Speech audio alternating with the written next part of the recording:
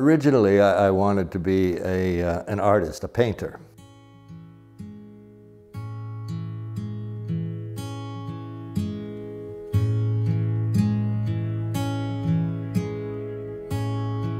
And so until I was about 18 or 19 years old, even 20, I still thought of myself as someone who was becoming a painter. And then I fell in love with literature, with reading. I was a dropout from college. I was alone and wandering the United States. At the time I was living in Miami and hitchhiking around the country. And I started reading for the first time in my life in a serious way. Taking books out of the public library and consuming them like candy every night for hours and hours. And then like a clever monkey, I just started trying to imitate what I was falling in love with, which was literature.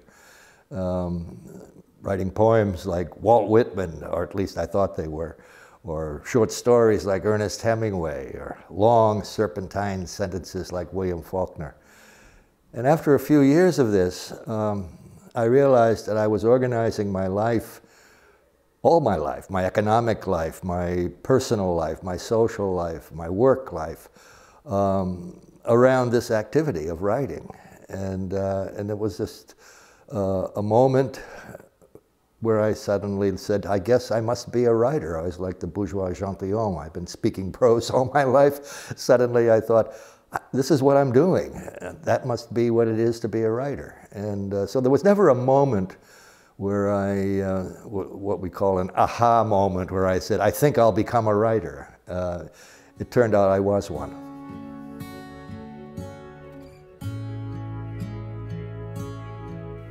It's very difficult to say who one writes for beyond oneself. I know I write for myself. I write in order to understand what is otherwise mysterious to me, what I otherwise can't understand. A pressing, urgent sense of mystery that has to be penetrated and can only be penetrated through this mysterious process of writing. It's, I think, by bringing myself under the discipline of the art, I'm enabled to be more insightful, more truthful, more honest, more imaginative than I can be at any other time in my life. I mean, most of the rest of my life I'm not that intelligent, and I'm not that honest, and I'm not that insightful. I just muddle along like most people. But when I'm writing, I have access to a kind of clarity that I have in no other way. So I think that answers the question, I hope it answers the question of who do you write for? And it is myself, and to understand the world and myself in the world and other human beings in the world better than I could otherwise. And that answers the question in an important way, I think, for me, is why do I write? The question of who do I write against is more difficult for me to answer, because I don't feel as though I write against any body or any community or any culture as such.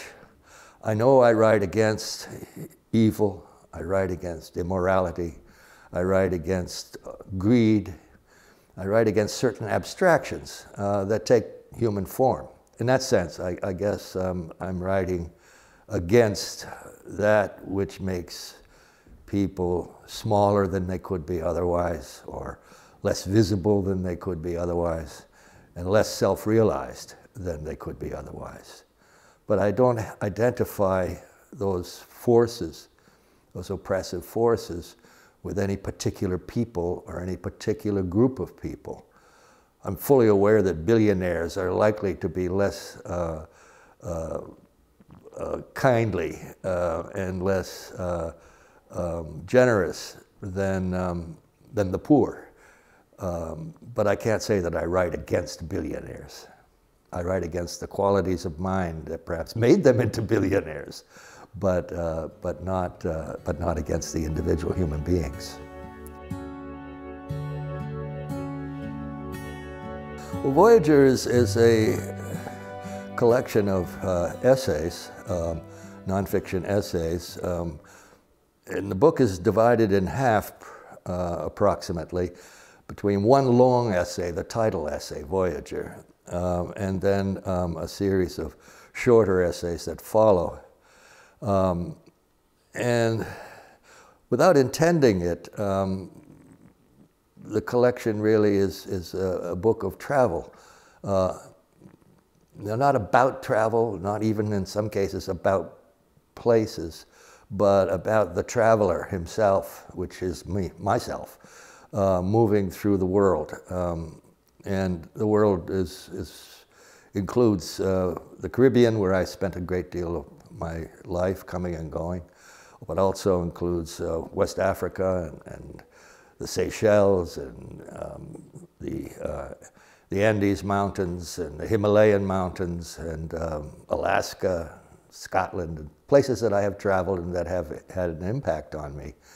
Some cases, very dramatic impact. The title essay is Voyager is, in a way, sets the memoiristic tone for the whole book and allows it to be set up and constructed as a narrative, because the title essay explores my 4 marriages, and the first sentence in the book is a telling one, I think. The first sentence in the book is that a man who has been married 4 times has a lot of explaining to do. And then the book itself, over the course of its length, manages, I hope, to explain how and why this man, the narrator, managed to be married 4 times and divorced 3 times.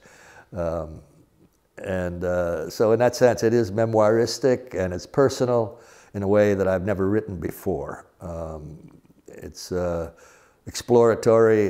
It takes me, and I hope the reader, to parts of the world that mattered to me and that enlarged me and changed me. And so it's a book of changes and how I changed over my lifetime.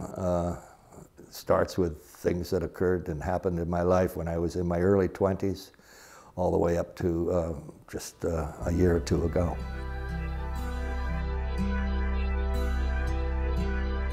Yeah, I suppose, like most writers, I'm bookish, and I sit in a chair most of the time, either looking at a blank sheet of paper or a computer screen.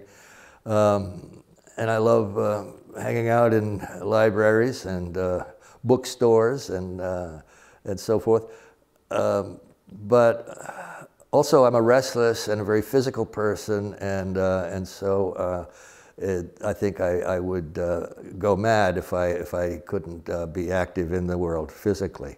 And the form that's taken in really in the last, I guess it must be now 30 or more years, has been mountain climbing and hiking, strenuous trekking, that sort of thing. And it's taken me to some of the places that are described in the book Voyager. I mean, most recently I was climbing in the Andes in Ecuador, and I realized that I'm probably getting too old for this high altitude climbing.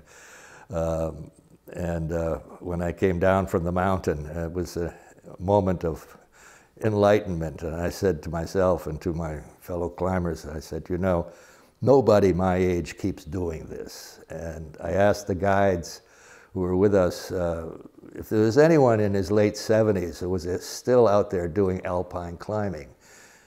And they said, I'm sorry, but no, nobody is still out there doing this. So I took my gear, my crampons, my axe, my helmet, my belts and ropes, and I gave them to a little group of high school students there in Quito, Ecuador, so they could have this wonderful fancy gear that I was no longer going to use. I gave it up, and I came home with my backpack much lighter than I went out. And I was, I mean, both figuratively and literally. I'm not sure I can answer that. Probably I have to say, what novel would I eagerly reread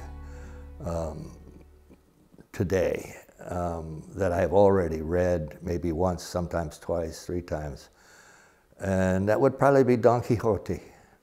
I used to read it once a year when I was in my 20s. And I also used to read Nathaniel Hawthorne's Scarlet Letter once a year for many years, and then left off and no longer have read it. I haven't read either book in 40 or more years. And I would probably, if I had the few days free to do it, and I were to reread anything I have already read, those would be the 2 books that I would go back to and reread.